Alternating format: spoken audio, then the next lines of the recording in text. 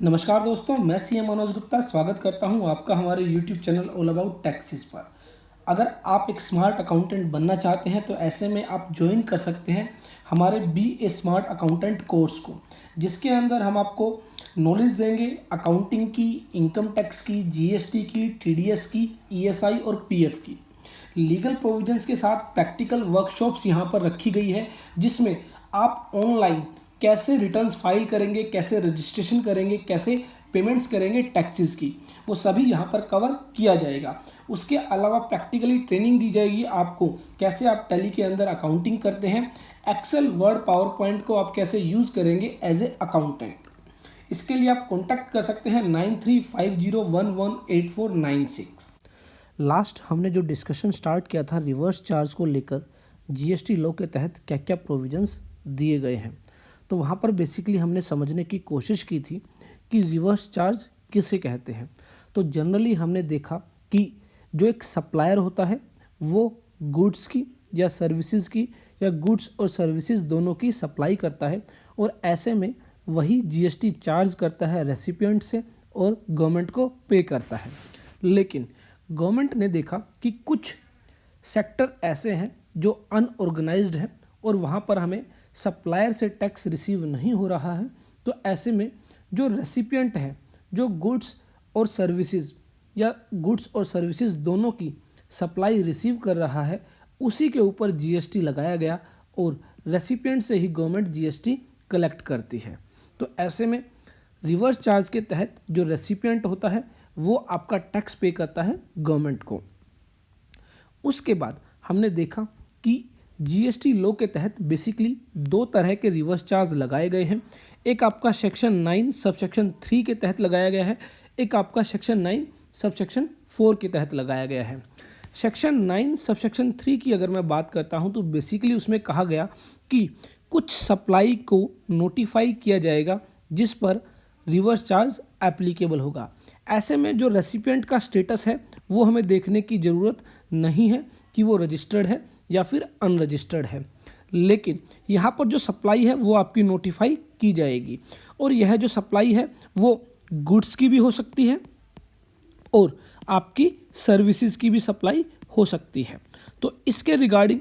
आपकी जो supply notify की जाएगी अंडर सेक्शन 9 सब सेक्शन 3, उस पर आरसीएम एप्लीकेबल होगा। उसके बाद हमने बात की सेक्शन 9 सब सेक्शन 4 के तहत कि कुछ रेसिपिएंट्स को नोटिफाई किया जाएगा और कुछ सप्लाईज को नोटिफाई किया जाएगा, और ऐसे में जब इस नोटिफाइड रेसिपिएंट के द्वारा नोटिफाइड सप्लाई रिसीव की जाएगी तो ही आपका आरसीएम एप्लीकेबल होगा। अगर मैं बात करूं जनरली नॉर्मली अभी तक यह सेक्शन प्रैक्टिकली एप्लीकेबल नहीं हुआ है, लेकिन यहाँ पर एक नोटिफिकेशन इशू की गई है इन केस ऑफ प्रोमोटर्स या फिर मैं कहूँ बिल्डर्स, जहाँ पर एक जो सप्लाई है वो नोटिफाई की गई है और एक रेसिपिएंट को नोटिफाई किया गया है, जहां पर सेक्शन 9 सब सेक्शन 4 का जो रिवर्स चार्ज है वो एप्लीकेबल होता है। इसको हम सबसे लास्ट में डिस्कस करेंगे। आज हम सबसे पहले डिस्कशन स्टार्ट करेंगे सेक्शन 9 सब सेक्शन 3 का। तो यहाँ पर बेसिकली हमने देखा कि गवर्नमेंट जो है वो गुड्स की और सर्विसेज की दोनों की सप्लाई को यहाँ पर नोटिफाई करेगी, उसके बाद ही यह जो सेक्शन है एप्लीकेबल हो पाएगा। इसके रिगार्डिंग अगर मैं बात करूं, गुड्स के रिगार्डिंग अलग नोटिफिकेशन आई है और जो सर्विसेज के रिगार्डिंग है वो आपकी अलग नोटिफिकेशन आई है। दैट मीन्स यहाँ पर हम जो बात कर रहे थे कि गवर्नमेंट नोटिफाई करेगी सप्लाई की, तो गुड्स के रिगार्डिंग यहाँ पर 4/2017 जो नोटिफिकेशन है वो आपकी इशू की गई सेंट्रल टैक्स रेट के अंडर, और सर्विसेज के रिगार्डिंग आपकी जो नोटिफिकेशन है 13/2017 इशू की गई नोटिफिकेशन सेंट्रल टैक्स रेट के तहत। तो हम इन दोनों ही नोटिफिकेशंस को डिटेल में स्टडी करेंगे। हालांकि कुछ नोटिफिकेशंस इनके बाद भी इशू की गई है जिनको हम साथ में ही डिस्कस करेंगे। तो सबसे पहले हम बात करते हैं कि वो कौन कौन सी गुड्स हैं जिनकी सप्लाई अगर एक सप्लायर करता है तो ऐसे में सप्लायर को जीएसटी चार्ज नहीं करना है, इवन जो रेसिपिएंट है उसको जीएसटी पे करना है गवर्नमेंट को। तो यहाँ पर सबसे पहले मैं बात करता हूँ नोटिफिकेशन नंबर 4/2017 की, जो कि इशू की गई है 28 जून 2017 से और एप्लीकेबल है आपकी 1 जुलाई 2017 से। तो यहाँ पर सबसे पहले अगर मैं बात करूँ तो यहाँ पर बेसिकली 5 गुड्स को नोटिफाई किया गया, जो नोटिफिकेशन नंबर 4/17 के तहत आरसीएम के अंडर आती है। तो सबसे पहले कहा गया कि केशू नट्स, जो आपके काजू होते हैं, केशू नट्स, अगर उनकी सप्लाई की जा रही है और सप्लाई की जा रही है बाय ए एग्रीकल्चरिस्ट, तो कोई अगर मान लीजिए काजू की खेती कर रहा है और वह जो काजू की खेती करने के बाद उनकी सप्लाई करता है, उनको मंडी में जाके सेल करता है, तो ऐसे में जो भी रजिस्टर्ड व्यक्ति उस एग्रीकल्चरिस्ट से जो काजू है वो परचेज करता है, तो ऐसे में इस रजिस्टर्ड व्यक्ति को, इस रजिस्टर्ड पर्सन को जीएसटी पे करना होगा अंडर रिवर्स चार्ज मैकेनिज्म। हालांकि देखा जाए तो सेल की जा रही है बाय द एग्रीकल्चरिस्ट, लेकिन एग्रीकल्चरिस्ट पर यहाँ पर जीएसटी नहीं लगाया गया है। जो आपका रेसिपिएंट है, जो उससे परचेज कर रहा है, बाय कर रहा है, वो आपका जीएसटी पे करेगा अंडर रिवर्स चार्ज मैकेनिज्म। ऐसा इसलिए किया गया, बेसिकली ये जो एग्रीकल्चरिस्ट है ये अनऑर्गेनाइज सेक्टर है, इसको जीएसटी के बारे में ज़्यादा नहीं पता है। अगर इसको जीएसटी के दायरे में लाते हैं तो गवर्नमेंट को यहाँ पर काफ़ी परेशानी हो सकती है। उसके बाद जो सेकंड बताया गया, बीड़ी रैपर लीव्स, तो आपकी जो बीड़ी होती है, जो जिसको तंबाकू जिसके अंदर डाला जाता है, तो यहाँ पर जो उसका रैपर होता है, जो लीव्स होते हैं, वो अगर सप्लाई किए जा रहे हैं, सेल किए जा रहे हैं by an agriculturist to any registered person, किसी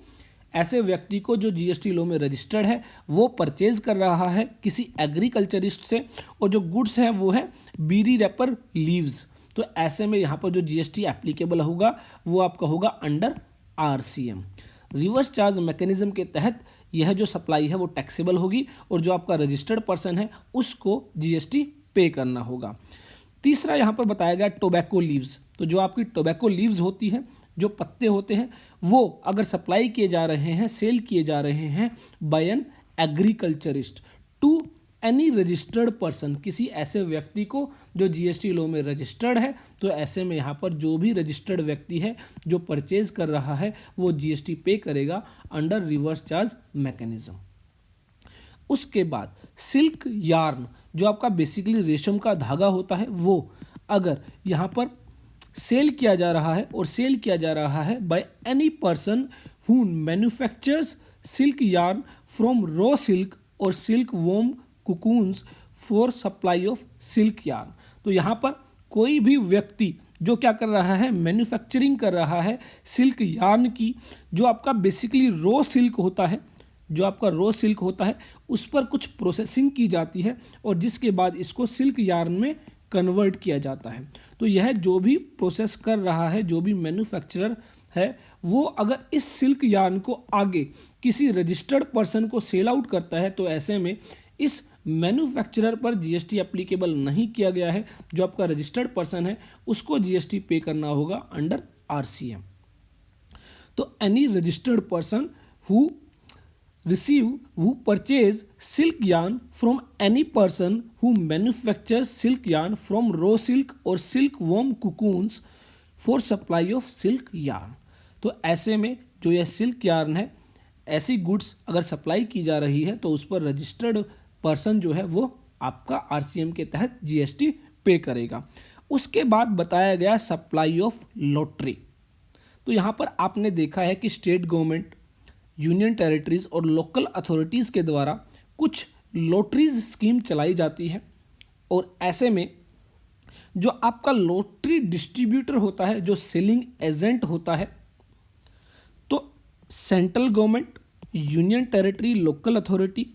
सेल करती है यहाँ पर जो टिकट्स हैं वो आपके लॉटरी डिस्ट्रीब्यूटर्स को, एजेंट्स को, और यह डिस्ट्रीब्यूटर्स आगे सेल करते हैं कस्टमर्स को। तो यहाँ पर बेसिकली कहा गया कि सेंट्रल, स्टेट गवर्नमेंट और यूनियन टेरिटरीज, लोकल अथॉरिटीज़ के द्वारा जो भी सप्लाई की जाएगी लॉटरी टिकट्स की टू लॉटरी डिस्ट्रीब्यूटर्स और लॉटरी एजेंट, तो ऐसे में ये जो डिस्ट्रीब्यूटर और ये एजेंट हैं ये आपका पे करेंगे GST under RCM, reverse charge mechanism के तहत। यहाँ पर जो स्टेट गवर्नमेंट है, यूनियन टेरिटरी है, लोकल अथॉरिटी है, वो जीएसटी चार्ज नहीं करेगी। जो आपका लॉटरी डिस्ट्रीब्यूटर्स हैं, सेलिंग एजेंट्स हैं, वो आपका जीएसटी पे करेंगे। और ये जब डिस्ट्रीब्यूटर्स आगे कस्टमर्स को सेल करेंगे टिकट्स को, उस पर फॉरवर्ड चार्ज मैकेनिज्म के तहत इन्हीं डिस्ट्रीब्यूटर सेलिंग एजेंट्स को जो है जीएसटी पे करना होगा। हालांकि यहाँ पर कुछ लोग सोच रहे हैं कि जो लॉटरी की टिकट है उसको गुड्स के तहत क्यों रखा गया है। तो यहाँ पर ध्यान रखें, जो आपकी लॉटरी की टिकट्स हैं वो आपकी गुड्स के अंदर कवर होती है जीएसटी लॉ के तहत, गुड्स में कवर होती है जीएसटी लॉ के अंदर। तो ऐसे में नोटिफिकेशन नंबर 4/17 के जरिए यह बताया गया है कि जो आपकी लॉटरी टिकट्स होती हैं, अगर वो सप्लाई की जा रही है, सेल की जा रही है by state government, union territories और any local authority to lottery distributor और सेलिंग एजेंट। यहाँ पर जो आपका लॉटरी डिस्ट्रीब्यूटर और सेलिंग एजेंट है वो बताया गया, for the purpose of this entry lottery distributor और selling agent has the same meaning as assign to it in clause C of rule 2 of the lotteries regulation rules 2010 made under the provision of subsection 1 of section 11 of lotteries regulation act 1998। तो यहाँ पर इस act के तहत जो आपके agents distributor cover होते हैं उन्हीं के केस में यह आरसीएम जो है आपका एप्लीकेबल होगा। तो यहाँ पर ध्यान रखें, नोटिफिकेशन नंबर 4/17 के जरिए जो आपके जो केशू हैं, काजू हैं, जो आपका बीरी रैपर लीव्स हैं, जो आपका सिल्क यार्न है, जो आपका टोबैको लीव्स हैं, जो आपकी लॉटरी टिकट्स हैं, वो आपकी जो है आरसीएम के तहत जो रजिस्टर्ड पर्सन है वो उस पर जीएसटी पे करेगा। लॉटरी के केस में जो आपका लॉटरी डिस्ट्रीब्यूटर होगा, सेलिंग एजेंट होगा, वो आपका जीएसटी पे करेगा। तो यहाँ पर ध्यान रखें, नोटिफिकेशन नंबर 4/17 जो है इशू की गई है on the recommendation of the council here bye specifies the supply of goods. तो यहाँ पर इस नोटिफिकेशन के अंदर सिर्फ गुड्स के बारे में बताया गया है, the description of which is specified in the table below and made by the person specified in table below in respect of which the central tax shall be paid on reverse charge basis by the recipient of the intrastate supply of such goods as specified in column number 5 and all the provisions of the said act shall apply to such recipient। तो यहाँ पर ध्यान रखें कि in case of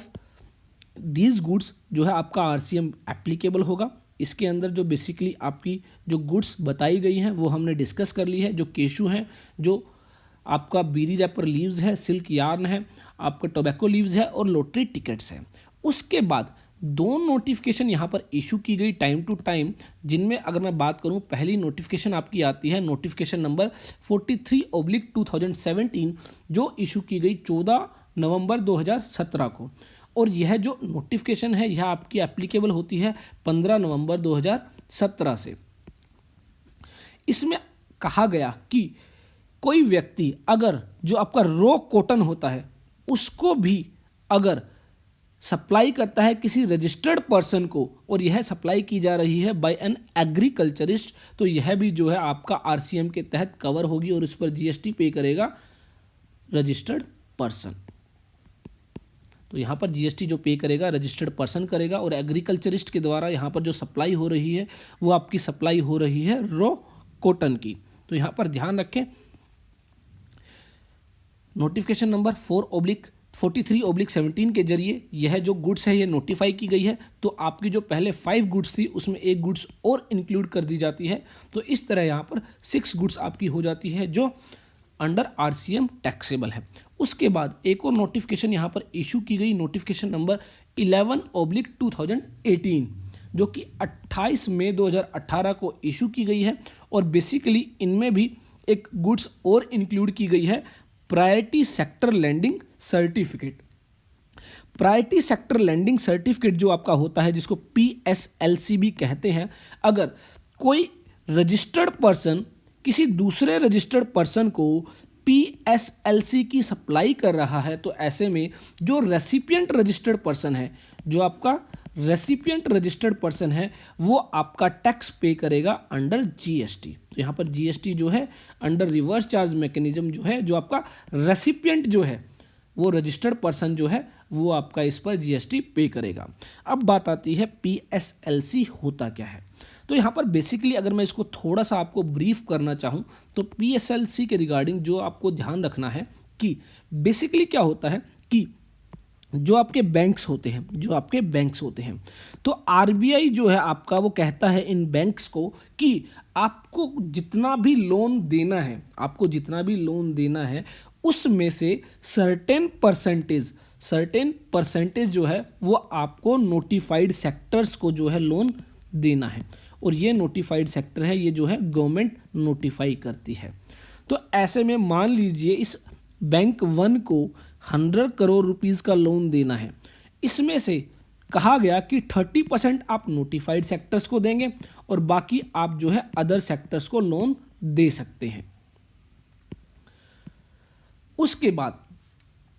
कहा गया कि अगर आप 30% नोटिफाइड सेक्टर्स को लोन देते हैं तो ऐसे में आपको एक सर्टिफिकेट दिया जाएगा। जैसे एक एप्रिसिएशन सर्टिफिकेट होता है वैसे ही ये आपका जो है प्रायोरिटी सेक्टर लैंडिंग सर्टिफिकेट होता है पीएसएल। तो ये सर्टिफिकेट उस बैंक को दिया जाता है जो नोटिफाइड सेक्टर्स को फंडिंग करती है। उसके बाद मान लीजिए एक दूसरा बैंक है बैंक 2, इसको भी कहा गया था कि आपको 30% जो लोन है वो नोटिफाइड सेक्टर्स को देना है और 70% आप अदर सेक्टर्स को दे सकते हैं। लेकिन बैंक 2 यहाँ पर फेल हो जाता है, वो जो है अपना सिर्फ 10% ही लोन नोटिफाइड सेक्टर को दे पाता है और 90% जो लोन है वो अदर सेक्टर को देता है। तो ऐसे में इस बैंक के ऊपर आरबीआई के द्वारा कुछ पेनल्टीज लगाई जाती है। लेकिन यहाँ पर आरबीआई कहता है कि अगर बैंक 1 के पास पीएसएलसी सर्टिफिकेट है तो वो चाहे तो दूसरे बैंक को वो पीएसएलसी सर्टिफिकेट सेल कर सकता है। ऐसे में वो बैंक जो पीएसएल सर्टिफिकेट परचेज करेगा, बाय करेगा, उस पर जो है पेनल्टी नहीं लगाई जाएगी जो उसने नोटिफाइड सेक्टर्स को लोन नहीं दिया उसके लिए। तो ऐसे में यह जो पीएसएलसी सर्टिफिकेट है इसको गुड्स माना गया है अंडर जीएसटी लॉ, और